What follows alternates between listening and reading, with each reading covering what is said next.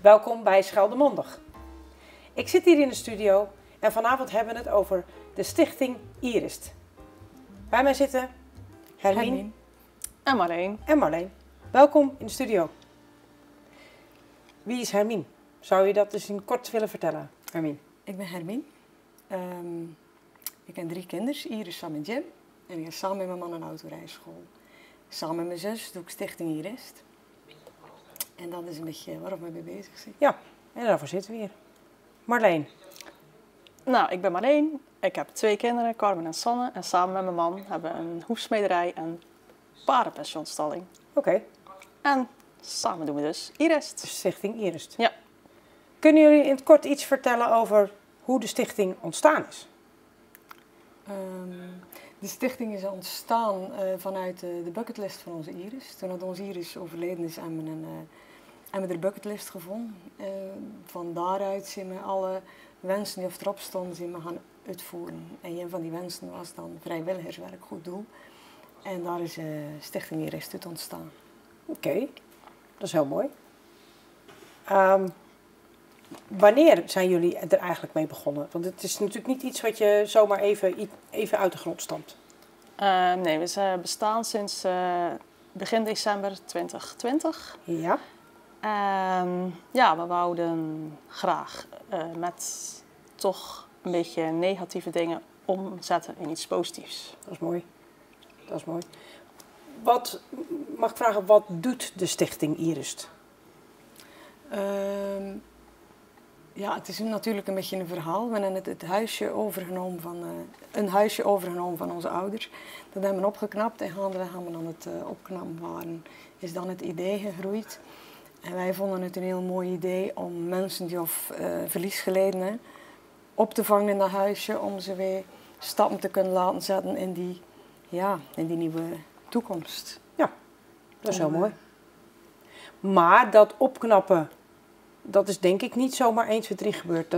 Daar doe je wel even over. Het zal niet op 3 maanden geregeld zijn, vermoed ik. Nee, dat was wel een jaartje, 1,5 jaar. 1,5 jaar. Oké. Ongeveer. Ja. Daar heb je echt wel even je tijd voor nodig voordat het inderdaad klaar is om het Dat was ook genoeg te doen. te doen. Ja, dat heb je wel eens. Zo'n huis opknappen kost geld. Zo'n huis kost natuurlijk geld. Ja. Ik neem aan, dat is mijn aanname, dat je niet het hele jaar door het beschikbaar stelt voor mensen die zoals jij zegt, natuurlijk een verlies geleden hebben. Dat kan niet, want weet je hebt een hypotheek en je hebt de onkosten. En dan kan je niet een heel jaar door zeggen, kom jullie maar in het huisje, want die hypotheek die moet ook betaald worden. Uiteraard. Het zou emotioneel ook niet kunnen, want als je hier een heel jaar die mensen opvangt en het gesprek aangaat en die mensen op pad probeert te halen, dat kost ook heel veel emoties. En als je dan is het genoeg, als je dat een klein beetje beperkt houdt voor je eigen. Ja. Maar het is niet alleen een financieel verhaal, er zit natuurlijk ook een stuk emotie achter. Maar ik snap heel goed dat het financieel ook Is niet haalbaar. Nee, dat gaat niet. Nee, tenzij je de loterij wint, maar dat is een ander verhaal natuurlijk. Dan krijg je een ander plaatje. Ja, dat snap ik.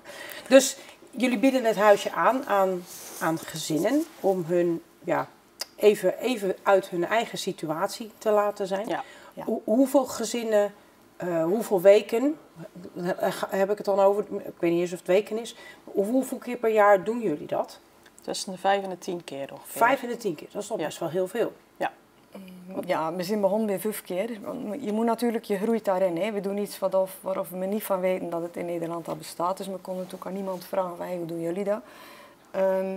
En we zijn begonnen bij 5 keer en dan hebben we dat gaandeweg een beetje het geprobeerd en opgebouwd. En er zitten wel eens foutjes in. We hebben er ook best wel veel van geleerd.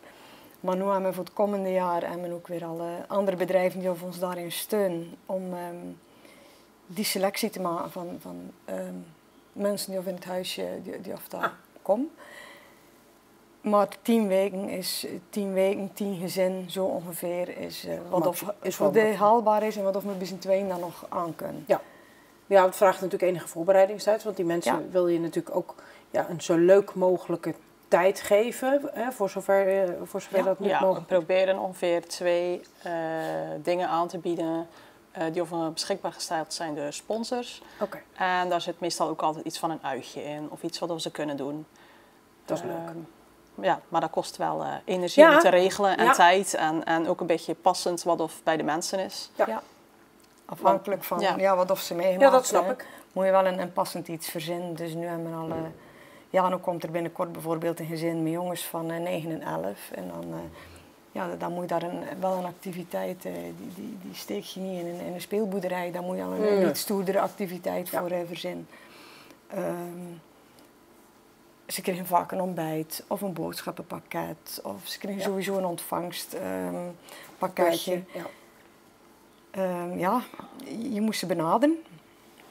Van tevoren hebben contact. Dan kan je al een beetje filteren van wat willen ze wel, wat willen ze niet, wat is de bedoeling. Dan zorg je ervoor dat die activiteiten geregeld worden, dat er iets te eten voor er is. Een cadeautje voor de kinderen doen we vaak ook wel. Ja. Ja. En dat is al dan niet, altijd wel met sponsors. Dat komt allemaal uit de Stichting Iris toe met dat. Ja, dat is mooi. Ja. Dat is heel mooi. Dus eigenlijk is de Stichting Iris is breder dan alleen het huisje, zal ik maar zeggen. Jullie doen eigenlijk natuurlijk wel veel meer. Want je zorgt dat de mensen de gezinnen die komen, natuurlijk even uit hun normale situatie gehaald worden en zich kunnen ontspannen. Ze worden even uit hun nieuwe toekomst gehaald. Ja. Ongewenste toekomst. Ja. Ja, wat ze niet verwacht hadden, waardoor ze nu natuurlijk even uit balans zijn. Ja, of ze zijn financieel uitgeput, of ze zijn emotioneel uitgeput. Ja. En dan proberen we ze toch een klein beetje iets te geven om op adem te komen. En toch weer misschien een nieuwe, andere start te maken. Ja, dat is wel heel mooi. Ja, even ruimte voor de traan, maar ook weer even ruimte om eens te kunnen lachen. En om er eens over na te denken. Onbewust ga je nadenken. Het is wel heel belangrijk dat je dan ook je leventjes even weer alleen met je gezin bent zonder alle toestanden rond. Is wel... Begrijpelijk, ja. Ja, is wel belangrijk. Ja. Hoe kan een gezin zich aanmelden of ervoor in aanmerking komen? Hoe gaat dat in zijn werk? Ik heb geen idee hoe jullie dit doen. Nou, we zijn er zelf ook niet altijd. Dat is heel verrassend af en toe. Maar stel ik kom in een gesprek. Ergens weet ik het. Natuurlijk niet in Zeeland. Want als je in Zeeland woont, wil je waarschijnlijk in Zeeland niet op vakantie. Althans, dan ben je nog niet uit je normale omgeving. Dan wil je naar... Dan wil je niet naar de supermarkt waarop je iedere week komt. Nee, of dan wil je naar Noordwijk of wat Friesland, maakt niet uit. Dan, vanuit Zeeland wil je natuurlijk ergens, want dan ben je echt uit je omgeving. Ja, ja. Maar stel dat ik in een gesprek iemand tegenkom en die vertelt dan een verhaal waarvan ik denk, goh, die woont in, ik noem maar even wat, in het noorden van het land. En die zou dat misschien wel kunnen gebruiken, zeg maar. Hoe gaat dat dan eens werken? Hoe moet ik me dat voorstellen? Ja, je kan mailen of appen of via Facebook of via de website in contact komen. Of je belt ons op. Ik ken hier een gezin, kan je daar iets voor doen? En dan gaan we gewoon er contacten gelegd. En dan proberen we daar ook wel in te filteren. Ja, filteren is weer zo'n moeilijk woord. Maar we hebben ook een stichting achter ons staan, Stichting Nooit Voorbij. Die doen dan weer bij mensen die of dan een kindje verloren en die doen dan de gelegenheid geven om dat op te schrijven en dan maken ze dan boeken van. Maar die mensen hebben wij heel veel kijk op de gezin en wie of er dan inderdaad daar wel behoefte aan en op dat moment en wie helemaal niet. Want er zijn ook heel veel gezinnen die worden door de familie en vrienden heel goed opgevangen. We zijn de familie en vrienden heel goed gesteund en geholpen. En we waren heel blij dat we daar uiteindelijk ook wel een weekje weg konden. Ja. Maar heel veel mensen kunnen dat niet. Nee. Of hebben geen familie of vrienden die of dat doen. Die hebben geen emotioneel vangnet om hun of een te slecht emotioneel vangnet om hun op te vangen op dat moment. Ja. Zodat het voor hun lastig is om natuurlijk uit hun eigen situatie waar ze in terecht gekomen zijn te ontsnappen natuurlijk op dat moment. Ja. En zo hebben we ook nog contact met een psycholoogpraktijk en met een uitvaartbedrijf. Dat zijn allemaal mensen die of terwijl heel dichtbij staan, die voor ons eigenlijk de eerste stappen we zetten meestal. Mooi, dat is heel mooi. Maar iemand die dit toevallig ziet en die iemand kent... Die kan altijd contact opnemen. Kan altijd via de opnemen, website van jullie contact opnemen. Ja, zeker. Oké, nou helder. We hebben het net ook al gehad over de kosten. Ik bedoel, normale verhuur lijkt me normaal om natuurlijk ook gewoon de kosten ervan te betalen. Ja, je wil die mensen toch echt iets extra's geven op zo'n moment. Die 5 tot 10 gezinnen die dan per jaar komen. Hoe doen jullie dat? Want ja, het gaat niet vanzelf natuurlijk. Nee. Ja. Je zei het al, je bent er van tevoren mee bezig. Maar bel je dan de supermarkt op voor eventueel een voedselpakket? Of? Ja. Oké. Ja. Of ze bieden het zich spontaan aan. We hebben ook een benefietavond georganiseerd. En daar zijn ook heel veel leuke reacties op gekomen. Ja. Kijk. Zo'n benefietavond, dat is denk ik wel heel leuk om dat te doen. Maar ook daar zit natuurlijk een enorme organisatie aan vast. Want ik neem aan dat je daar natuurlijk ook... Dat was mega spannend. Want iemand begon daarmee, oh dat is leuk, dat moet je doen. Ik regel wel een DJ. En die DJ die kon. En toen dacht ik, shit. En dan moet je bedrijven gaan benaderen die of mee willen doen aan de benefietavond. Nou, het lood in je schoen. Wil je meedoen? Maar dat was zo'n sneeuwbaleffect. En men ook al die bedrijven die of dus mee wouden doen, die hebben ook wel het zonnetje gezet. Hè. Marleen, we zijn maar samen op pad gaan, Marleen heel veel foto's gemaakt. Alles op Insta en op Facebook. Ja. Je had toch nog niks te doen? Nee. En gaandeweg is dat echt wel een heel ding geworden.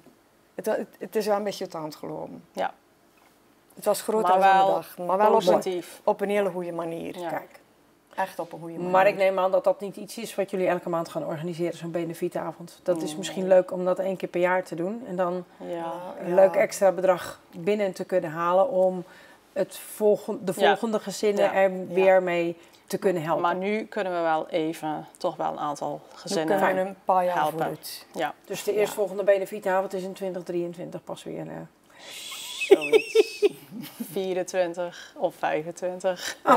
Maar van de week nog niet. Van de week niet meer. Nee. Kijk, nou dat is wel heel belangrijk.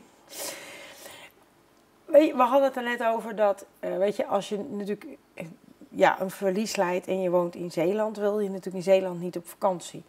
Als je elders in Nederland dat overkomt, dan is Zeeland natuurlijk een hele mooie gelegenheid. Een hele mooie plek. Ik weet dan toevallig waar het huisje staat. Het is natuurlijk een prachtige plek. Ja. Achter, het staat net niet meer achter Waterdunen, toch? Waterdunen, ja, zie je wel. Dus we kijken recht op de vuurtoren. Ja. Dus Waterdunen zit er tussen. Hoe zien jullie de toekomst? Ik bedoel, jullie zijn nu natuurlijk ongeveer 2 jaar bezig. Ja, nou ja, de toekomst is natuurlijk nog ver weg. Maar komen we erachter dat er veel vraag is. Ook binnen Zeeland, dan kunnen we op zoek gaan naar mensen die met een mooi huisje op een mooie plek of die mee willen doen. Kijk. En dan zou je ook mensen, met name uit Zeeuws-Vlaanderen, kunnen vragen van kijk, je kunt ook terecht in Groningen of Texel Limburg of Achterhoek, zeg maar. Dus wie weet. Maar dat is toekomst en dat weten we nog niet. Maar dat zijn wel dromen of plannen die of je zou kunnen uitwerken. Maar dat is wel heel mooi. Want zijn er van dit soort initiatieven in Nederland waar jullie van weten? Niet dat we weten. Nee. Dat is wel heel bijzonder eigenlijk. Ja, er is heel veel voor mensen die bijvoorbeeld ziek zijn. En de stichting Doe en Wens. Ja. En er is heel veel voor mensen die ziek zijn om ze inderdaad nog... De laatste dingen. De laatste wens te geven. Maar na dat overlijden van wij heel veel mensen in een had, van die hebben wel heel dat ziekteproces eventueel meegemaakt. En die ben wel moe, die ben uitgeput, die verliezen wel iemand. En dan is er dus niks, weet je. Dan is zo'n uitvaart achter de rug en dan zit je daar. Ja. En dan komt de rekening binnen en dan wordt er toch op een gegeven moment van je gevraagd om weer... normaal te gaan doen en om weer te gaan werken. Maar normaal wordt het nooit meer. Nee, wat is normaal? En daarin wil men die mensen toch wel een beetje steunen van hey, luistert. Er zijn meer mensen die we steunen jullie. Er zijn meer mensen die dit overkomt. En kom, even. Maar het zou leuk zijn als jullie natuurlijk in contact kunnen komen met andere mensen die inderdaad hun huisje op een leuke plek, beschikbaar zou zijn. Brabant, Limburg, wie dan ook, zich beschikbaar kunnen stellen voor ook maar een beperkt aantal weken per jaar natuurlijk, om vanuit Zeeland of van andere gebieden dit te kunnen faciliteren. Ja. Stel dat je VUVUSje zijn in Nederland, op verschillende plekken, en die bieden het dus allemaal 2 weken na in het laagseizoen. Dat is heel erg Dan leuk. kan je gewoon wel alweer 10 gezinnen halen. Ja, dat zou heel mooi zijn. Ja. Dus wie weet wat dat met deze uitleiding oplevert. Jullie hadden ook nog iets over een boek maken. Ja. We gaan dit jaar even kijken of het loopt. Maar we willen wel het hele proces in een boek samenvatten. Vanaf de bouw, vanaf het idee. Maar ook de verhalen van de mensen. Daar hebben we het ook al over. Wat mag ik met jullie noemen? Wil je anoniem blijven nog met je naam noemen? En dan is ook wel het plan om met er verhaal op te schrijven. Dan moeten ze daar wel even in meebeslissen of dat zo neergezet kan worden. Maar dat moet nog vorm Dat krijgen. zijn ideeën in het brein die... Ja, hersenspinsels. Hersenspinsels die misschien volgend jaar, misschien het jaar daarna, misschien wie weet wanneer uitgevoerd kunnen gaan worden. Hebben jullie nog meer plannen voor de toekomst? Saai wordt het nooit bij ons. We hebben nog meer plannen. We gaan misschien nog eens een benefiet. Nog eens een benefiet, ja. En gewoon leren van de ervaring die we nog hebben. En dan kijken of we dan toch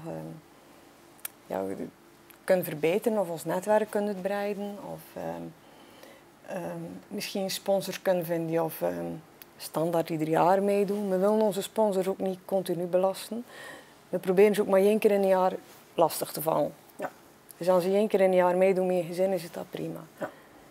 En dan blijft het ook voor iedereen leuk. Maar stel, ik heb een bedrijf. Toevallig heb ik dat dan. Wat kan ik als bedrijf doen? Kan ik geld doneren? Of kan ik iets... Je kan het thee voor het kerstpakket bestellen. We hebben nog kaartjes en chocola.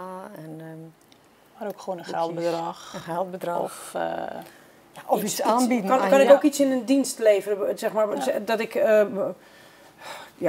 ik organiseer geen uitjes, maar dat ik iets leuks voor de gezinnen zou kunnen doen.